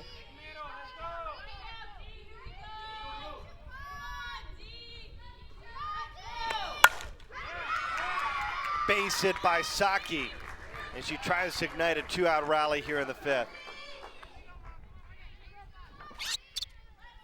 And this is a good spot to be in with hitters 3, 4, and 5 up now.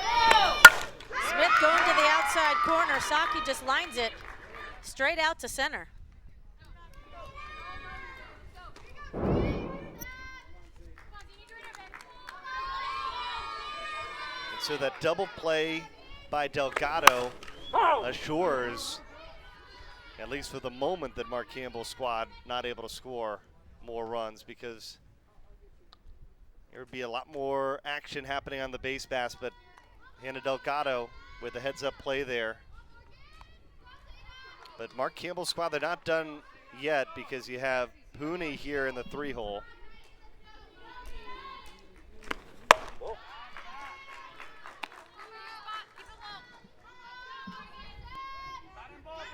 Zeta Pooney singled back in the 1st, and she struck out in the 4th. Morgan Smith has just 2 Ks in this championship game, and she should get a fly out here. Dolly comes in to make the play and retire the side, but Palacios' double to start the inning turns into Mark Campbell's first run. 3-1 headed to the 6th.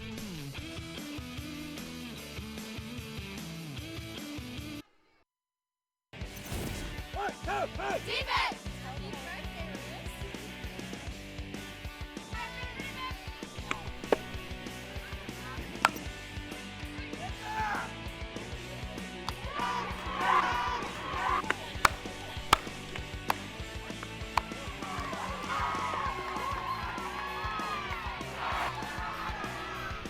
It's the 14U championship of the inaugural USA Elite Select World Fastpitch Championships, and we are glad you're with us on the CBS Sports Network. Barb Jordan, Lindsay Rowley, and our entire CBS crew. Bernie Gunther with you here in the final 2 innings. A little bit of a surprise because it's the OC Batbusters Mascarenas battling against Mark Campbell's OC Batbuster team, and the younger of the 2 squads based in Anaheim that have made their way through this 54-team championship tournament are the ones on top. And a big reason, Michaela Sabello, she had the RBI single back in the 2nd inning to provide that 2nd run. Beatty is in relief of Stefani, who started the game.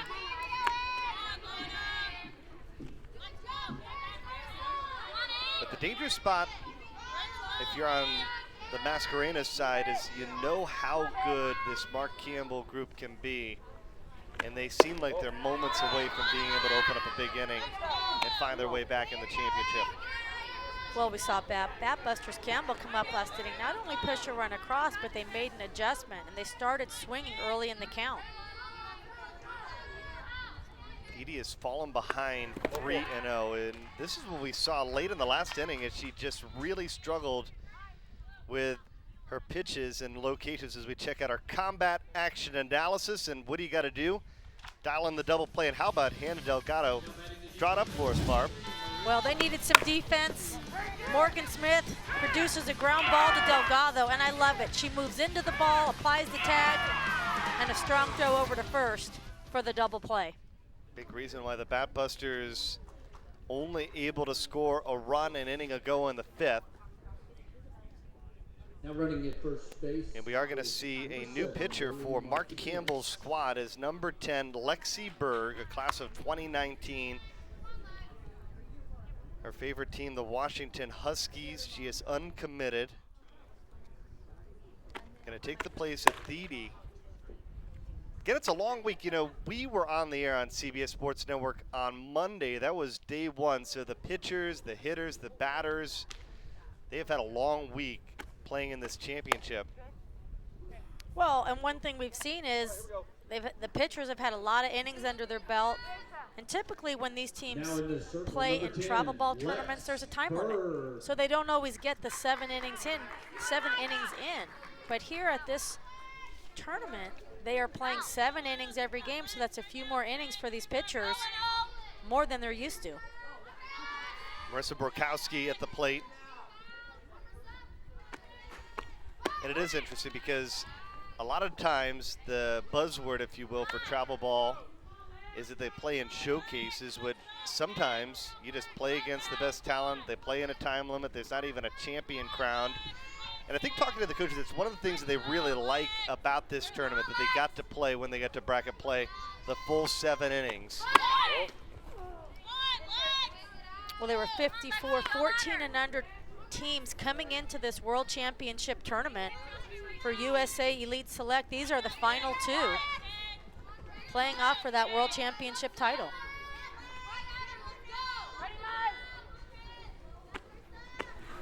Full week. Not only did they have competition, but they also got a chance to listen in on Monday night to former NPF coaches, people that have played this game for a long time, including Megan Willis for the USSSA Pride, now their assistant coach.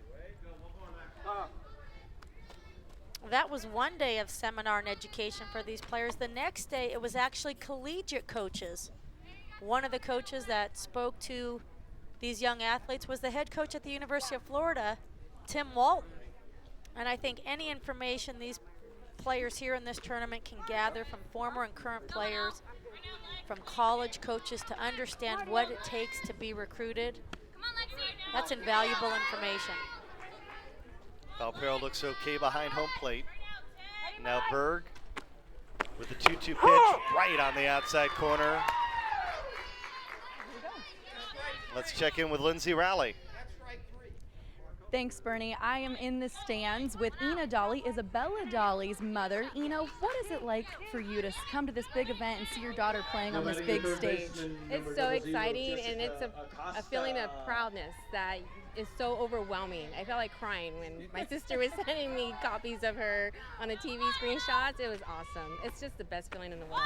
And I know you're here with a bunch of moms who also made the trip. So what's this week been like for you guys? It's been fun, actually. Like, we love everything here, especially the Walmart facilities, because they're very clean.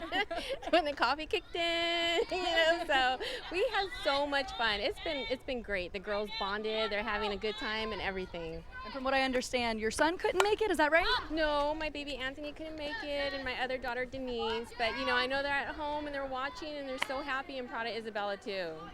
All right, thanks so much, Ina. Thank you. I love you, Katie. Bernie?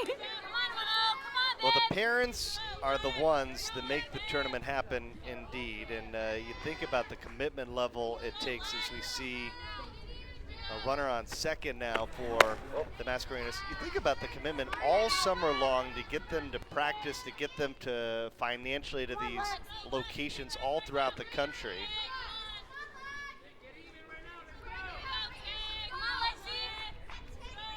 Liliana Martinez is the runner on second.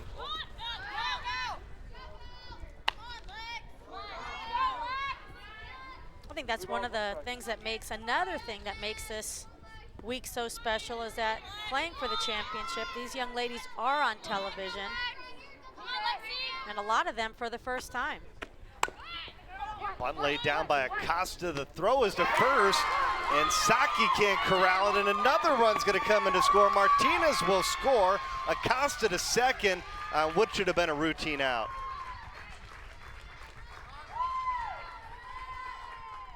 They'll score a sacrifice and an error in the book. Well, Batbusters Mascarenas keep putting the ball in play. Acosta lays down the bunt. Pooney with the sharp throw over to first, and the ball gets away, easily scoring Martinez. 3-run advantage.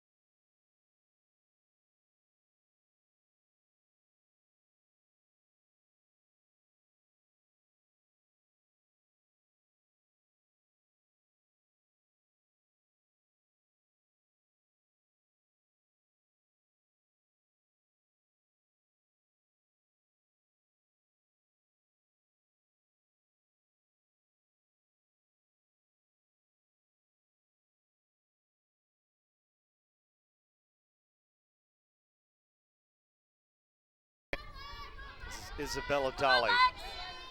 She's single back in the third.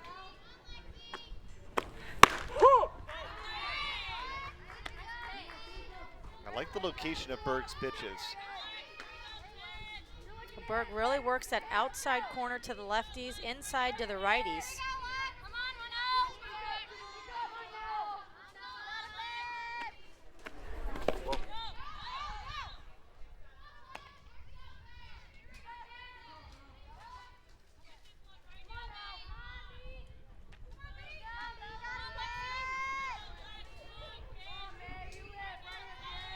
Two runs in the fourth, a run in the fifth, and one more here in the sixth. Grounded to Brady. That retires the side, but the Batbusters Mascarenas continue to add to their total. They're up by 3 now.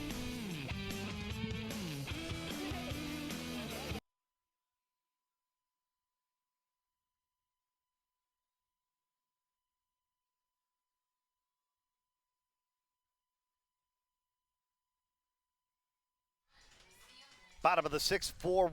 Mascarenas on top, and our DeMarini difference maker is Emily Casares, who has done a lot offensively to spark this offense. Casares, she has put the ball in play. She showed her speed, but she also showed that she can hit for power, collecting an RBI and hitting a triple.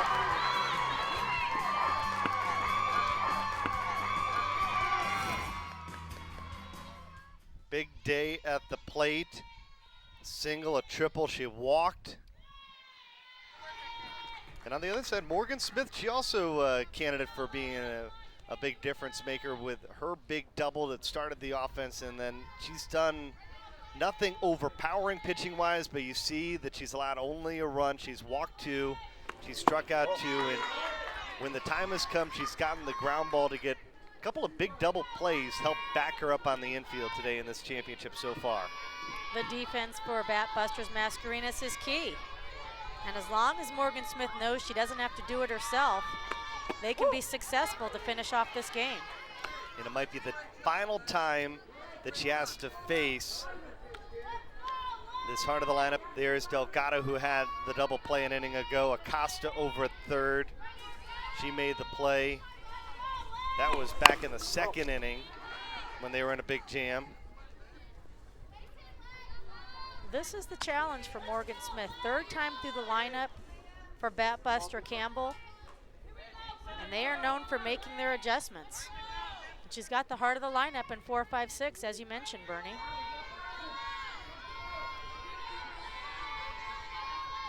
Agbayani looking for her first hit of the contest, right back to Smith. She recovers though, and she throws over to first. Wow. That ball was ripped back up the middle. Agbayani absolutely hits a shot back at Smith. Not only does she stay with it, she fires a strike off balance over there to first base, showing us her toughness and her athleticism. Defense, the name of the game here in this championship. They have come up huge on defense against this explosive team, and that's the real key. You got a team that can hit as well as Mark Campbell's squad can. You've got to make those plays to eliminate any extra outs.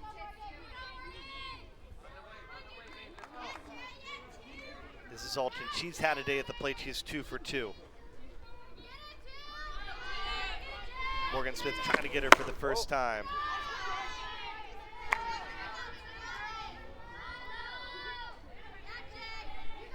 Mark Campbell's Batbusters looking on, and they're running out of outs against Morgan Smith. And this Mascarenas Batbuster team, they train at the same facility out in Anaheim, California. They find themselves battling each other for this 14U championship. And of course, they know each other very well.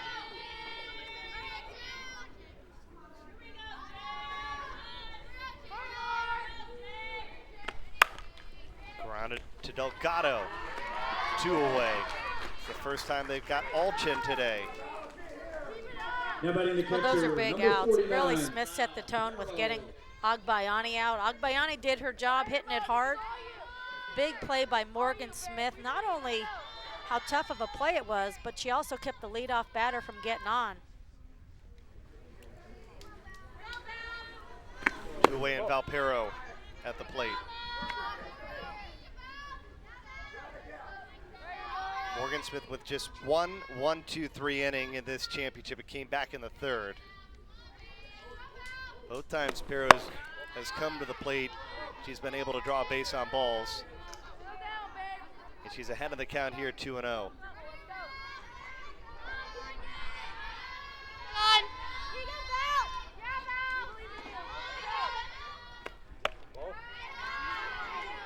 Three balls and no strikes.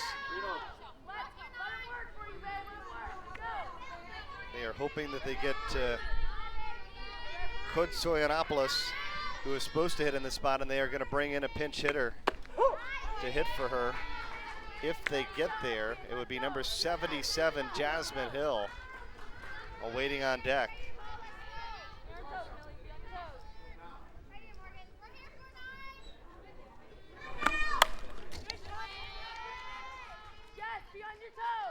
Full count now.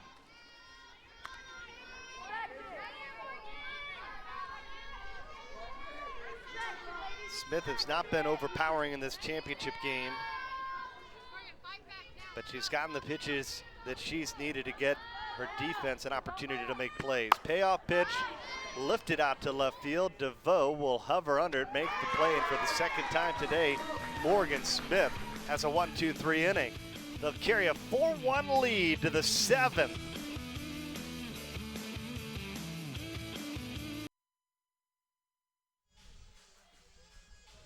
Tony Mascarenas' Batbusters leading 4-1 here in the 7th inning, the final inning of this 14U championship game.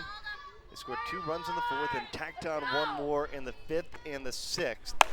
One more time with the heart of their lineup, and Jennings grounds it over to first. Agbayani, who makes a play for out number 1. And Mascarenas, she's been mic'd up all game long. Let's listen in.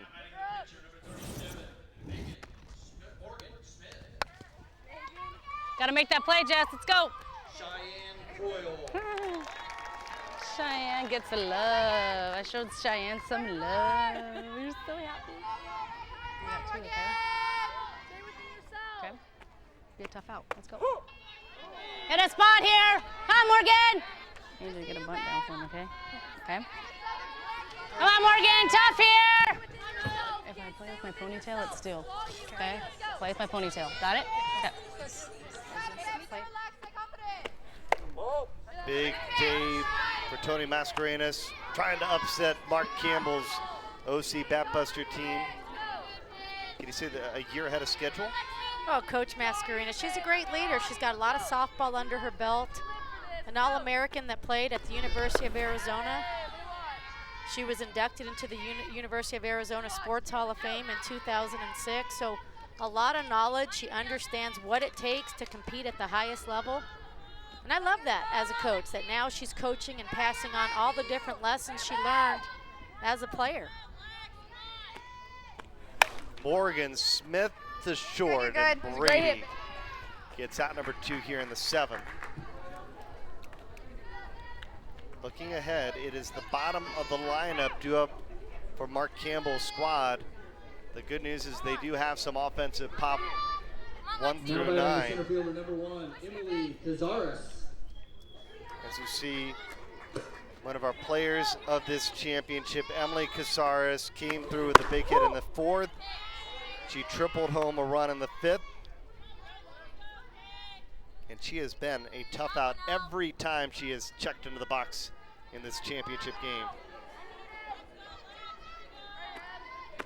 I think a big thing offensively for Batbusters Mascarenas is once they started scoring, they haven't stopped. They scored 2 in the 4th, 1 in the 5th, and 1 in the 6th. So they've been trying to keep the pressure on. Berg trying to end that streak here in the 7th. She's ahead 0-2. Outside corner, called strike 3. Berg gets a 1-2-3 inning, but Mark Campbell's Batbusters are down to their final 3 outs in this 14U championship.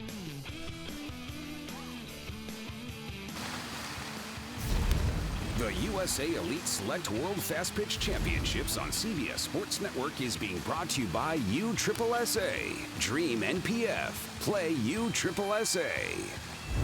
By Combat, your advantage is in our DNA. By Easton, power to all fields. And by Boomba, official sponsor of the USA Elite Select All-American Games. Bottom of the 7th inning in the city of Fountains, and this is a good start. The OC Batbusters, Mark Campbell, they need runs, trailing by 3, and Jasmine Hill starts them off, takes the first pitch the opposite way. Got to get base winners, and she leads off with a base hit. Hill going after the first pitch. This pitch is actually inside. Hill positioning herself off the plate, lines it into right.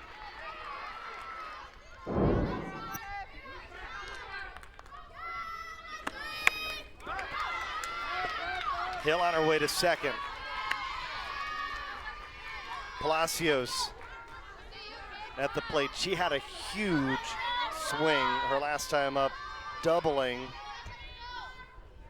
And in the scorebook, she doesn't represent the only run because Steele came in, and she has a big swing again to center field. It's back, and it's off the glove of Cazares.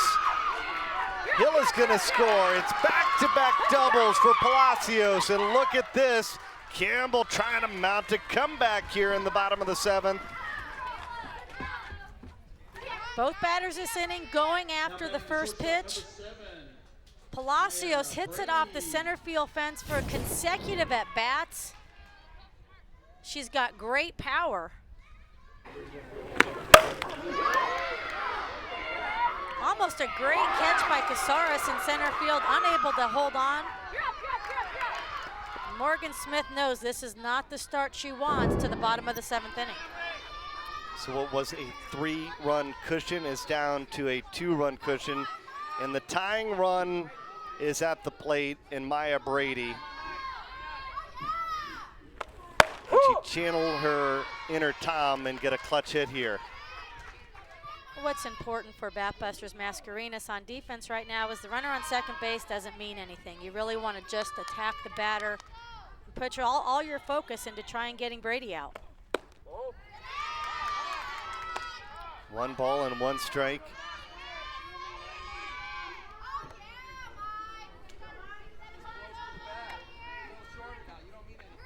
Seen a Brady with so many fourth quarter comebacks. Can we see a Brady get a bottom of the 7th comeback here? Not on that pitch, it's 1-2.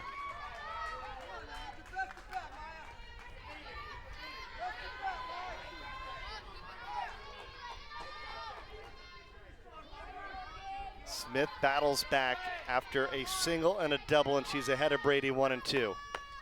2-2 now.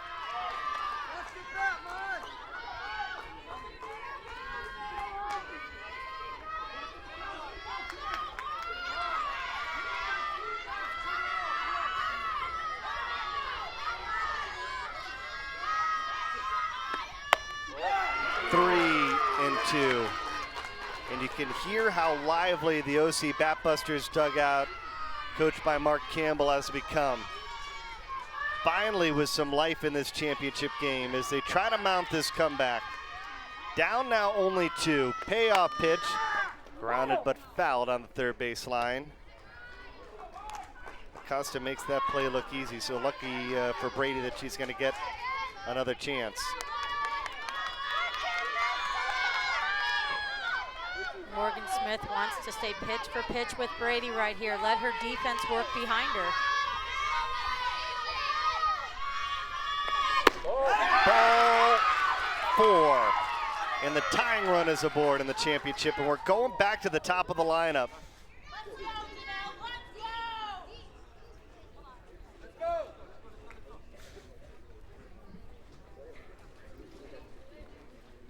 Morgan Smith was in command in this championship game, and she is going to turn the ball over to her left fielder. It's Angeline DeVoe who's going to come in and pitch now in a championship game, basically fresh without any warm-ups, and Smith takes her place out in left field. DeVoe, I like this switch. It's a different look. She's a left-handed pitcher. She changes speeds, and she keeps the ball down in the zone. And while you never see this in college at the NPF, these youngsters are used to it. Get the ball from left field, throw your warm-up pitches, and here we go. But this is a big spot for DeVoe in this championship. Angelina DeVoe. And she looks confident coming in from left field. This is your turn, babe. Your turn. Let's go. Let's go. All right, ladies, here we go.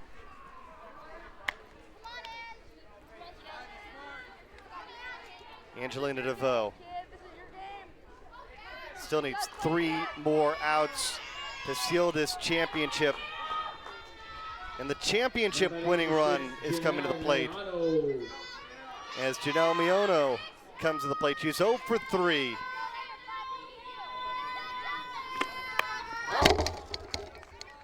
Probably a pretty good idea here. You lay down a bunt, you have the tying run over at second base.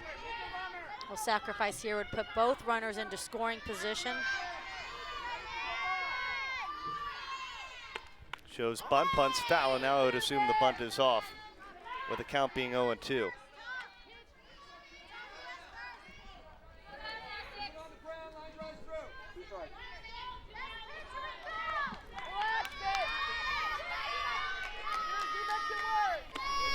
Got her swinging. DeVoe comes in and gets a strikeout. Out number 1 here in the 7th. Let's listen to Coach Mark Campbell wired up. Keep it up. Keep it up. Keep it up. You're going to run for Shar. Okay, I want to sacrifice bunt. Make sure it's down. Make sure it's a strike. Nothing up and in, okay? Kiko, make sure you're watching the second baseman. 5-step lead, because if it's down and they're playing in, you got to be quick to get there, all right? Good job.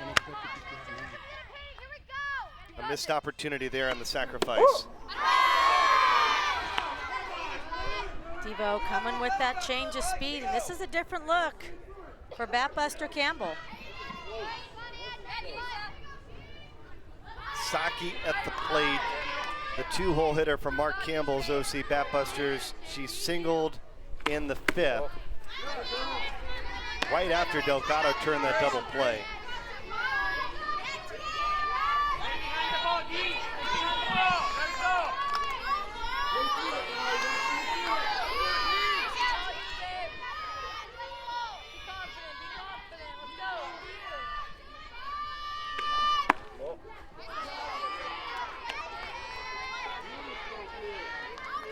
started off about as good as you can ask. A single, a double, and a walk, and they've already gotten one of the three back.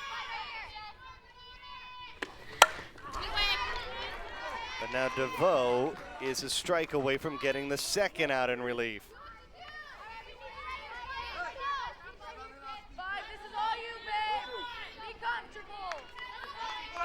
Morgan Smith, the starting pitcher, remains in the game out on left, hoping that DeVoe can finish out this championship run for the OC Batbusters, coached by Tony Mascarenas. Fouled back. That's a big swing by Saki right there. DeVoe knowing she's got to hit a corner, a little bit better than that. Saki with some good speed, batting in the 2 spot.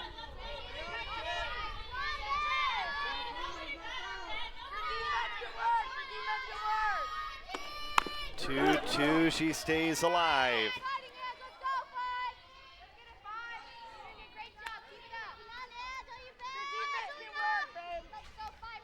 Looking at this outfield, the outfielders are completely back. Anything hit, they want to keep it in front of them to try to hold on to this 2-run lead here in the bottom of the 7th. Got her swinging, back-to-back strikeouts in relief for DeVoe. And Tony Mascarenas' team is 1 out away from being 14U champions. DeVoe coming with that curveball to the outside corner. Great location. So it's up to Pooney now. She singled back in the first inning. The Batbusters opened up the 7th in a big way, but they went out to left field, and now DeVoe comes in 1 out away from wrapping up this championship. Good stop there in the dirt, saving the tying run, moving into scoring position. Akela Sabalos, the catcher.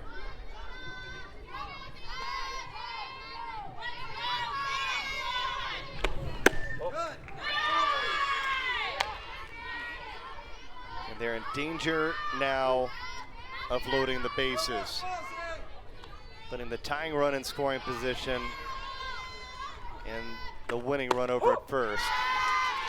3-1.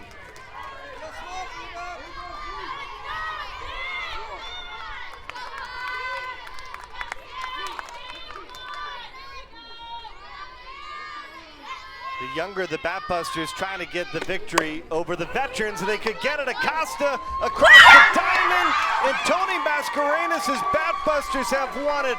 4-2 is the final, and they are the 14U champions here in Kansas City.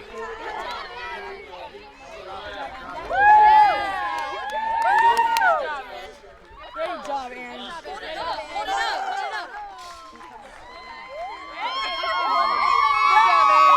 What a contest for Tony Mascarenas' squad today. And DeVoe comes in and gets some clutch pitches to win this championship. Morgan Smith, she threw a great game, but it was DeVoe in the last inning. They needed some relief, striking out 2 and inducing a ground ball to close things up. And offensively, it was hitting throughout the lineup that did it for the Batbusters, Mascarenas. And our Boomba play of the game, DeVoe comes in after a run is already in. The tying run is on board. And DeVoe, brilliant in relief, strikeout, and then she gets the ground out. Acosta to Marin as the Batbusters wrap up the championship here in Kansas City.